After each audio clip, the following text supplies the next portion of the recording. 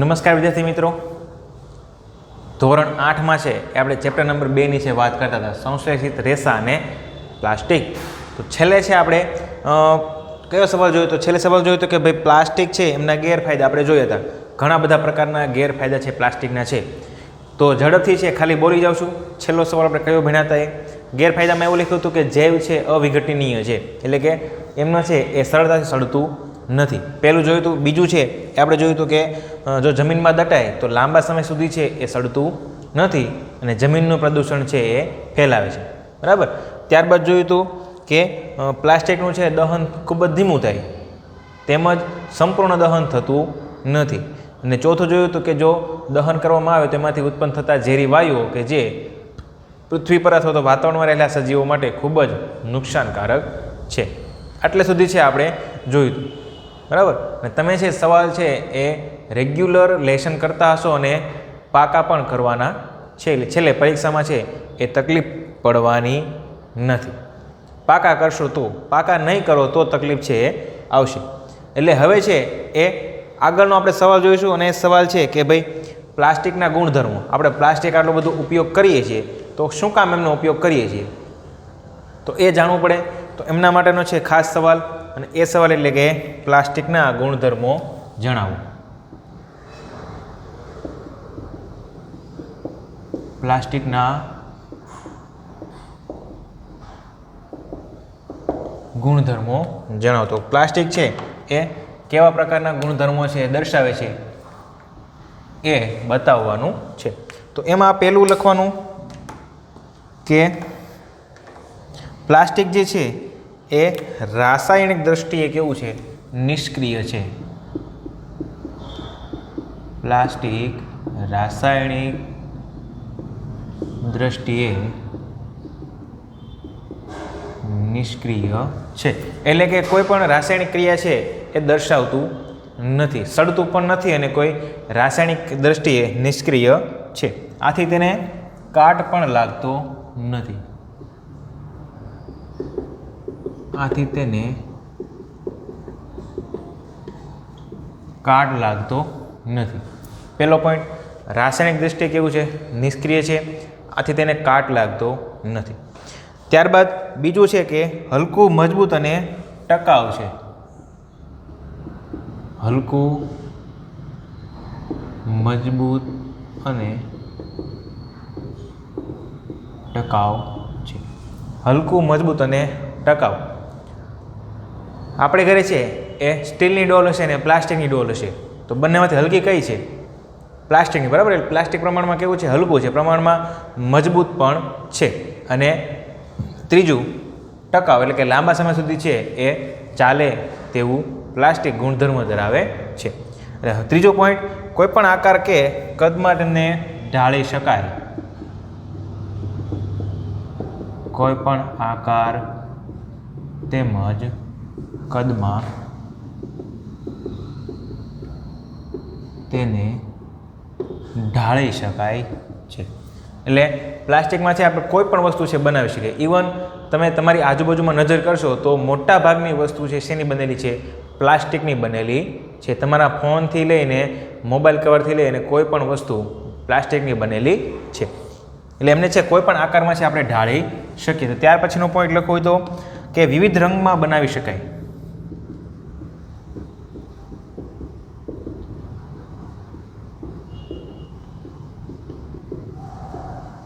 વિવિધ રંગમાં પણ છે એમને બનાવી શકાય. તમને ખ્યાલ જ છે કે પ્લાસ્ટિક છે એ વસ્તુ છે વિવિધ પ્રકારના રંગોની બનેલી હોય.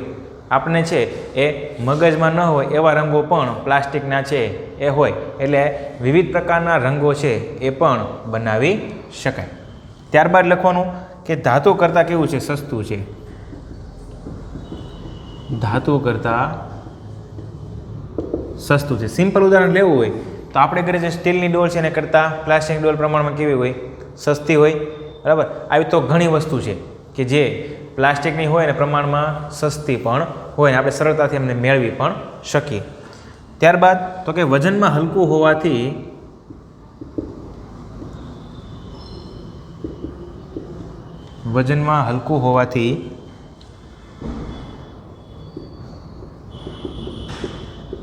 હેરફેર માટે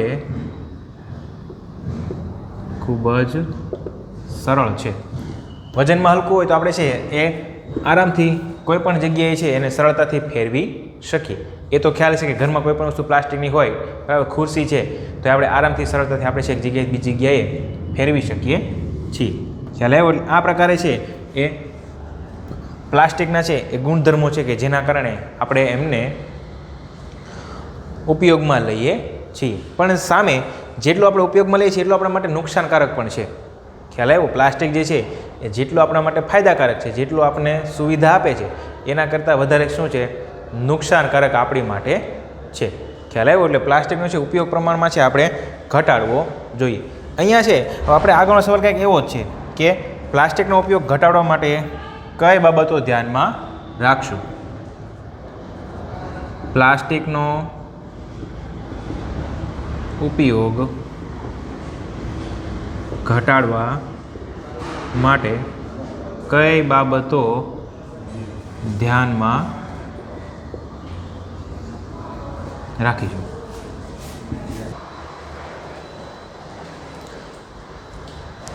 તો અહીંયા છે એ નવો સવાલ આપણે ભણીએ. પ્લાસ્ટિકનો ઉપયોગ ઘટાડવા માટે કઈ બાબતો ધ્યાનમાં રાખવી જોઈએ? બરાબર, જોઈએ આગળ.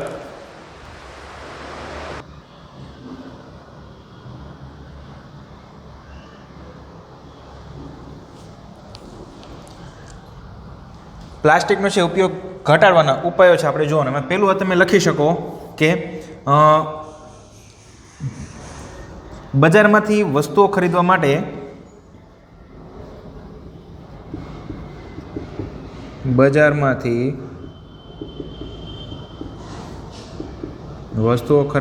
માટે વેપારી પાસેથી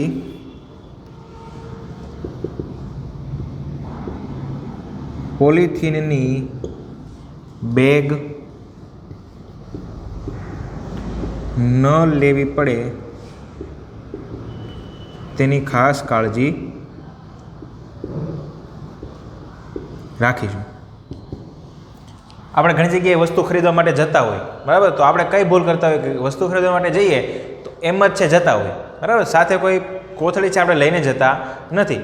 તો હવેથી છે એવું ધ્યાન રાખવાનું કે આપણે છે કોઈ પણ વસ્તુ ખરીદવા માટે જઈએ તો સાથે આપણી પોતાની છે થેલી લઈને જવાની છે. એટલા માટે જે તે જે વસ્તુ લેવા જતા હોય તો એ દુકાનદાર પાસે આપણે વધારાની છે થેલી માંગવી પડે નહીં.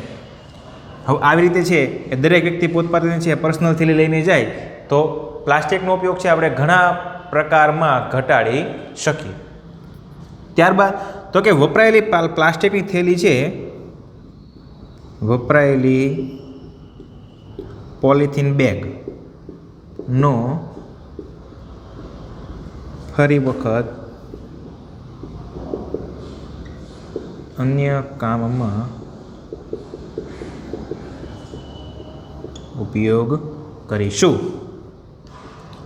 આપણે છે એ જનરલી પોલિથીનની જે બેગ છે, બરાબર, મોટી જે છેલ્લે આવે એનો આપણે છે વારંવાર ઉપયોગ કરતા હોઈએ, બરાબર. એ રીતે સેમ વપરાયેલી થેલી છે એમનો વારંવાર છે ઉપયોગ કરવો જોઈએ. એટલે અન્ય કામમાં ફરી વખત છે આપણે ઉપયોગ કરી શકીએ. એ વસ્તુ છે આપણે નો ડાઉટ કરીએ છીએ હાલમાં.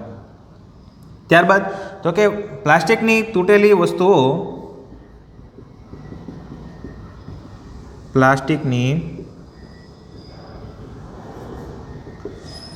વસ્તુઓ સમારકામ થઈ શકે તેવી હોય તો સમારકામ કરી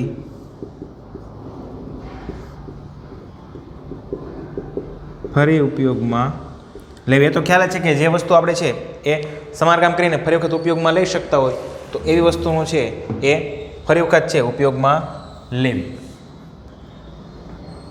બીજું તો કે પ્લાસ્ટિકની નકામી વસ્તુઓનું રિસાયકલ થઈ શકે તે માટે ભંગાર લેનારને આપવું. પ્લાસ્ટિકની વસ્તુનું ફરીવાર રિસાયકલ થઈ શકે તે માટે ભંગારવાળાને ત્યાં આપવું. આપણે ભંગાર છે, પ્લાસ્ટિકનો કોઈ ભંગાર છે, આપણે ભંગારવાળા આપણે શેરીમાં કે સોસાયટીમાં આવતા હોય તો એમને આપણે આપીએ જ છીએ, બરાબર. એટલે રિસાયકલ થાય તે માટે ભંગારવાળાને છે આપવું જોઈએ. અહીંયા છે એ પ્લાસ્ટિક માટે એક નિયમ છે, બરાબર. અને એ નિયમ છે એ કયો છે તમને જણાવું તો એ નિયમ છે 4R નો નિયમ. ખાલી જાણકારી માટે છે.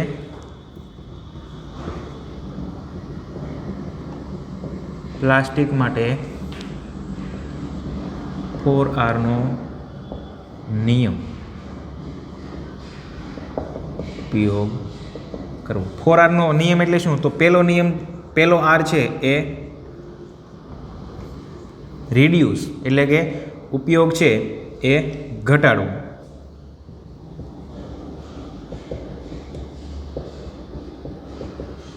બરાબર. બીજો R જે છે એ રીયુઝ એટલે ફરીવાર ઉપયોગ કરવો. રિડ્યુસ, રીયુઝ, રિસાયકલ એટલે ફરી વખત નવી વસ્તુ બનાવવી, રિસાયકલ. અને ચોથો R જે છે એ રિકવર. રિકવર એટલે કે એ પણ સેમ જ થાય કે ફરી વખત છે ઉપયોગ કરવો, બરાબર. આ મુખ્ય છે એ 4R નો 4R નો નિયમ છે એ આપણે ઉપયોગમાં લેવો જોઈએ. રિડ્યુસ એટલે કે ઉપયોગ ઘટાડવો, રીયુઝ કરવાનો છે, રિસાયકલ અને છેલ્લે રિકવર. આ વસ્તુ છે ખાસ તમારે ધ્યાનમાં રાખવાની છે, બરાબર. આ તો છે ખાલી જાણકારી માટે હતું. હવેની જે આગળની આપણે વાત કરશું એ એવી છે કે પ્લાસ્ટિકના છે અમુક ઉપયોગો વિશે છે આપણે માહિતી મેળવી લઈએ કે ઉપયોગ છે આપણે ક્યાં ક્યાં કરીએ છીએ. કે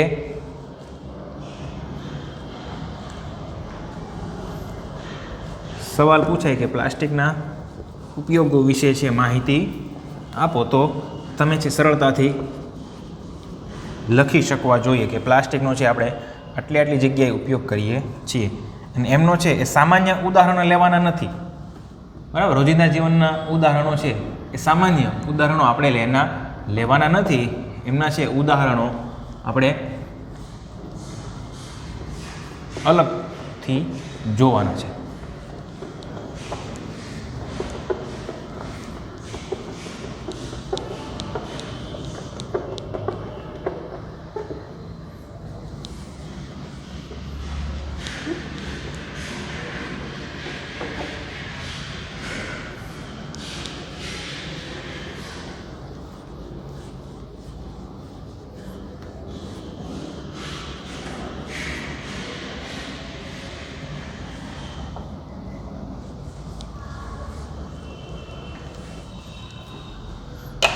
જોઈએ સવાલ કે પ્લાસ્ટિકના છે એ ઉપયોગો. આવો સવાલ પણ તમને પૂછાઈ શકે પરીક્ષામાં, બરાબર. એટલે તૈયાર હોવા જોઈએ.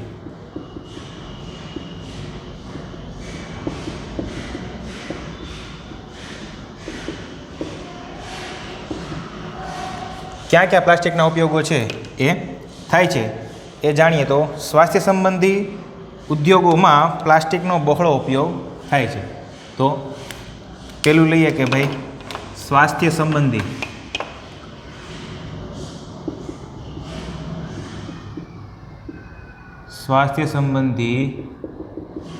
ઉદ્યોગોમાં, બરાબર. જેમ કે ક્યાં ક્યાંનો ઉપયોગ થાય છે તો સ્વાસ્થ્ય સંબંધી ઉદ્યોગોમાં દવાની ગોળીનું પેકિંગ, દવાની ગોળીઓનું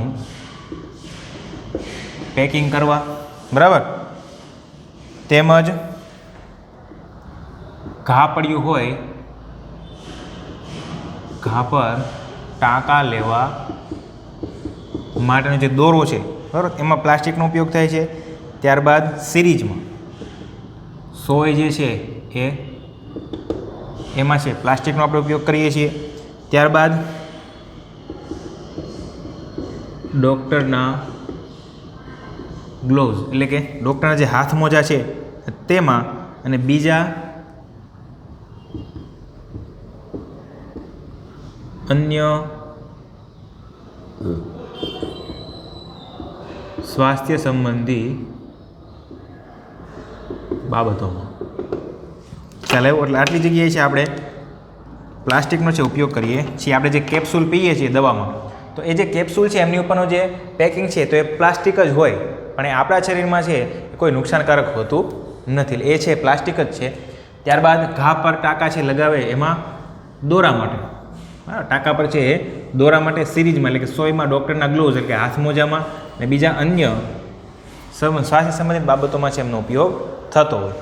બીજું છે કે માઇક્રોવેવ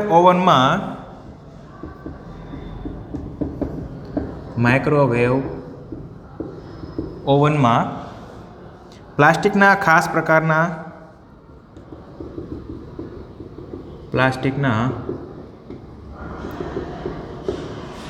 પ્રકારના રસોઈના વાસણો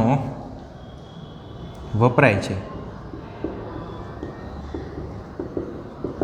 જેમાં ગરમીને લીધે ખોરાક રંધાય છે, જેમાં ગરમીને કારણે ખોરાક રંધાય છે, બરાબર. પરંતુ પ્લાસ્ટિકને કાંઈ અસર થતી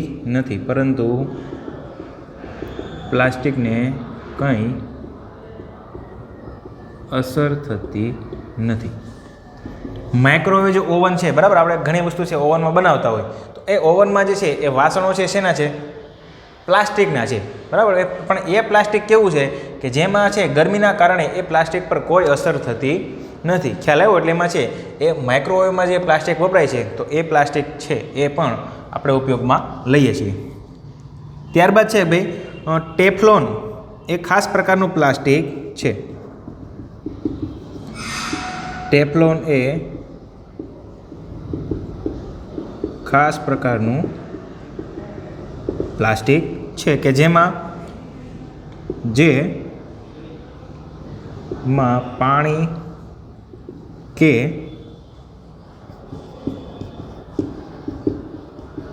તેલ ચોંટતું નથી. તે રસોઈના વાસણોને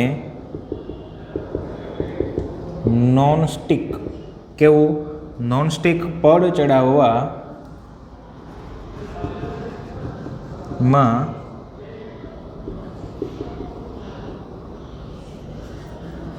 ઉપયોગી બને છે. સમજાણું કે ભાઈ ટેફલોન જે છે એ ટેફલોન એ ખાસ પ્રકારનું પ્લાસ્ટિક છે, અને એ પ્લાસ્ટિક છે એમાં પાણી કે તેલ બેમાંથી એક પરના ડાઘા છે એના પર પડતા નથી. એટલે આપણી ઘરે જે છે એ નોનસ્ટિકના વાસણો હશે, બરાબર. તો એ નોનસ્ટિકના વાસણો છે કેવી રીતે બનાવવામાં આવે? તો એમના પર જે છે એ પ્લાસ્ટિકનું પડ છે ચડાવવામાં આવે, ને એ પ્લાસ્ટિક કયું છે? ટેફલોન પ્રકારનું પ્લાસ્ટિક છે કે જે નોનસ્ટિક પડ ચડાવવામાં છે ઉપયોગી બને છે, કે જેમાંથી પાણી કે તેલ છે એમાંથી કોઈ વસ્તુ છે એમના પર ચોંટતી નથી. આગળનો પોઈન્ટ લઈએ તો એ જે છે કે અગ્નિરોધક પ્લાસ્ટિક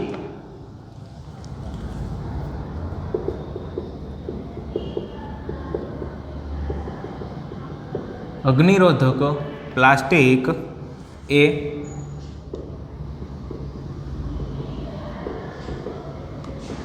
કપડાં બનાવવામાં ઉપયોગી બને છે.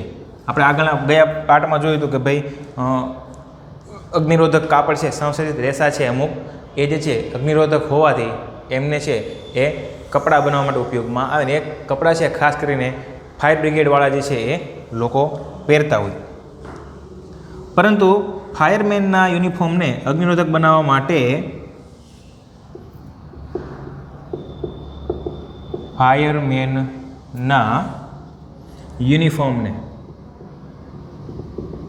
યુનિફોર્મને અગ્નિરોધક બનાવવા માટે શેનો ઉપયોગ થાય? તો મેલેમાઇન પ્લાસ્ટિક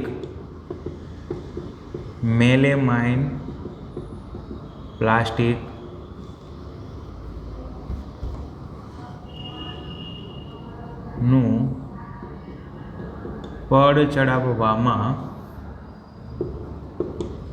આવે છે. ખ્યાલ આવ્યો કે જો પ્લાસ્ટિકના ઉપયોગો છે આપણે રોજિંદા જીવનમાં કરતા હોય તો અમે પહેલું સ્વાસ્થ્ય સંબંધિત લખવાનું કે ભાઈ દવાની ગોળીનું પેકિંગ છે, ઘા પર ટાંકા માટે જે દોરો વપરાય એ સિરીઝમાં, અને ડૉક્ટરના જે હાથ મોજા છે એમાં.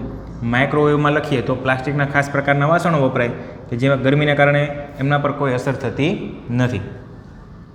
પછી ટેફલોનની વાત કરવાની, ભાઈ ટેફલોન છે ખાસ પ્રકારનો પ્લાસ્ટિક છે, બરાબર, કે જેમાં પાણી કે તેલ કોઈ વસ્તુ ચોંટતી નથી. ઉપયોગ ક્યાં થાય?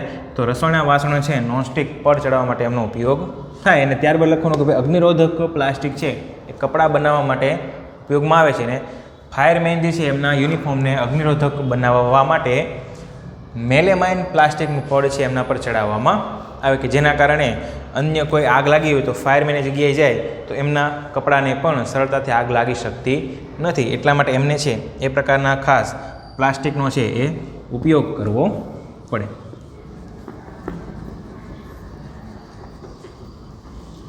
હવે જે છે એ આપણા ઉપયોગમાં આવતું પ્લાસ્ટિક છે, આપણે ધાતુની જગ્યાએ છે મોટા ભાગનો ઉપયોગ છે અત્યારે પ્લાસ્ટિકનો કરીએ છીએ. તમે ઘરે જઈને જોશો કે આ વસ્તુ છે, ઘણી વસ્તુ છે એ ધાતુમાંથી પણ આપણે બનાવી શકીએ, પણ એમની જગ્યાએ છે એમનો ઉપયોગ છે આપણે પ્લાસ્ટિક તરીકે કરીએ છીએ, બરાબર. એટલે એ ઘરે જઈને તમે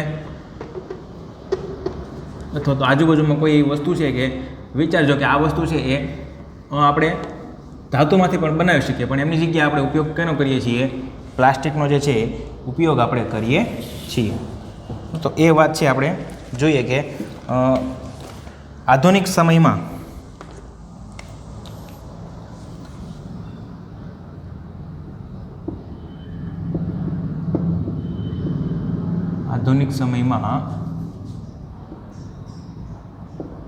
ધાતુનું સ્થાન પ્લાસ્ટિકે લીધું છે. સમજાવો કેવી રીતે? તો એમાં લખી શકાય કે ભાઈ પ્લાસ્ટિક રાસાયણિક દ્રષ્ટિએ છે કેવું છે? નિષ્ક્રિય.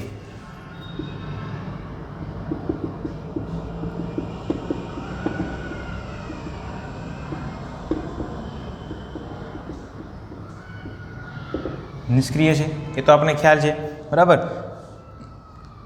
નિષ્ક્રિય છે તો પ્લાસ્ટિકના વાસણોમાં ભરેલા પદાર્થો પર પ્લાસ્ટિકની અસર થતી નથી ને તેને કાટ પણ લાગતો નથી. આથી તેને શું થાય? તેને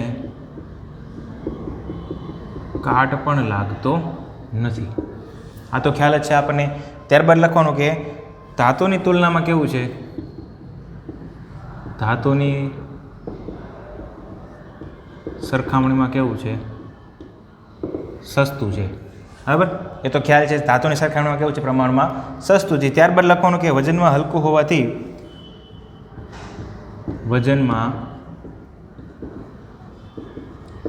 હલકું હોવાથી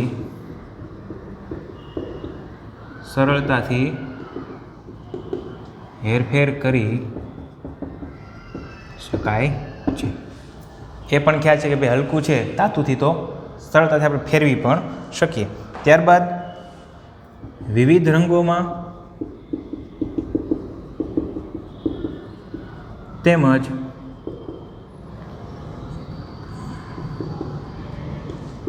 આકર્ષક દેખાવમાં ઢાળી શકાય છે. વિવિધ રંગોમાં આપણે પ્લાસ્ટિક બનાવી શકીએ તેમજ આકર્ષક દેખાવમાં પણ આપણે એને બનાવી શકીએ છીએ. તો એટલા માટે છે ઉપયોગમાં લઈ શકાય. ત્યારબાદ વિવિધ આકારમાં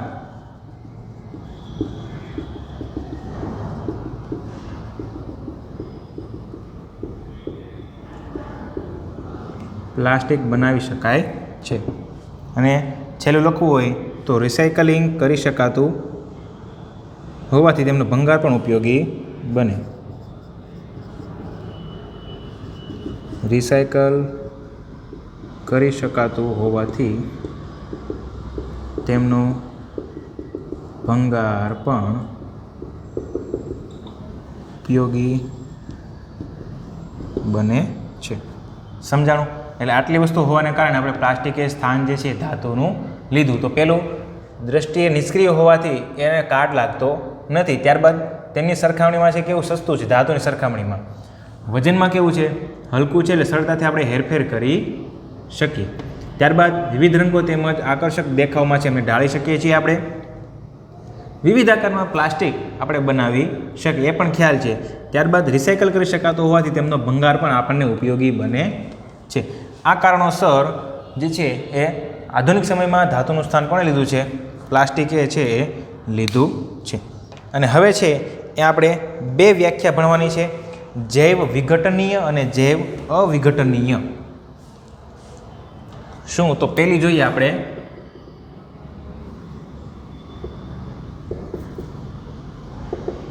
જૈવ વિઘટનીય કોને કહેવાય?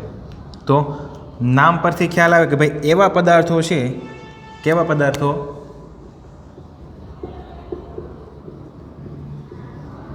એવા પદાર્થો કે જે કુદરતી પ્રક્રિયાઓ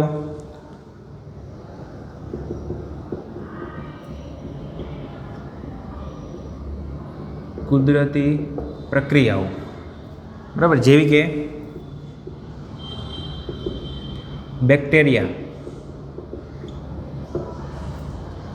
બેક્ટેરિયાની ક્રિયાથી વિઘટન પામી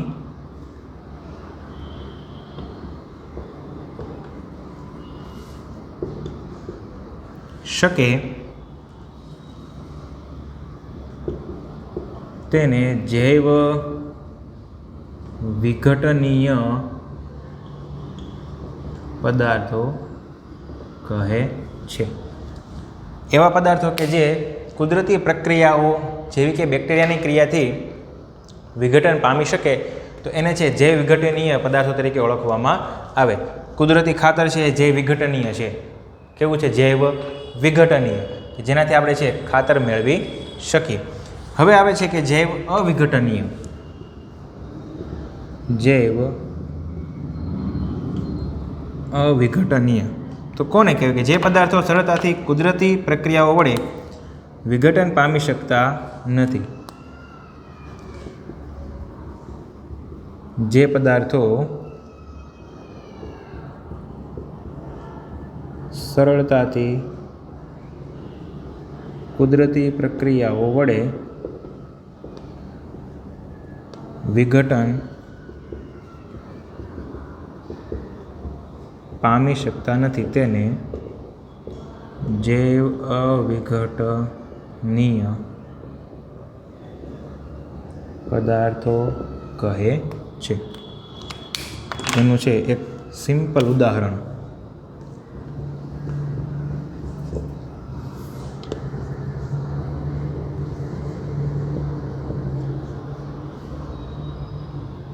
પ્લાસ્ટિક જે છે જૈવ અવિઘટનીય પદાર્થો છે. આપણે દરેકને ખ્યાલ છે કે પ્લાસ્ટિક જે છે એ જૈવ અવિઘટનીય પદાર્થ છે. ત્યારબાદ રાસાયણિક ખાતરો કે જેમાં જે કેમિકલ્સ જે છે ઉપયોગ થાય છે એ જૈવ અવિઘટનીય છે. ખ્યાલ આવ્યો? એટલે આ વસ્તુ છે એ ખાસ યાદ રાખજો. વ્યાખ્યા પૂછાય કે જૈવ વિઘટનીય એવા પદાર્થો કે જે કુદરતી પ્રક્રિયાઓ જેવી કે બેક્ટેરિયાની ક્રિયાથી વિઘટન પામી શકે તો તેને કહેવાય જૈવ વિઘટનીય પદાર્થો. અવિઘટનીય કોને કહેવાય? કે જે પદાર્થો સરળતાથી કુદરતી પ્રક્રિયાઓ વડે વિઘટન પામી શકતા નથી તો એમને કહેવામાં આવે છે જૈવ અવિઘટનીય પદાર્થો. ઉદાહરણમાં છે કે પ્લાસ્ટિક જે છે એ જૈવ અવિઘટનીય. આ ઉપરાંત રાસાયણિક ખાતરો કે જેમાં કેમિકલ્સ છે ઉપયોગમાં આવે છે તો એ પણ કહેવાય છે જૈવ અવિઘટનીય પદાર્થો તરીકે ઓળખવામાં આવે છે. બરાબર? અહીંયા જે છે એ આપણો જે છે વ્યાખ્યાવાળો પાઠ પૂરો થાય. બાકીનું છે આપણે જોઈશું આવતા લેક્ચરમાં.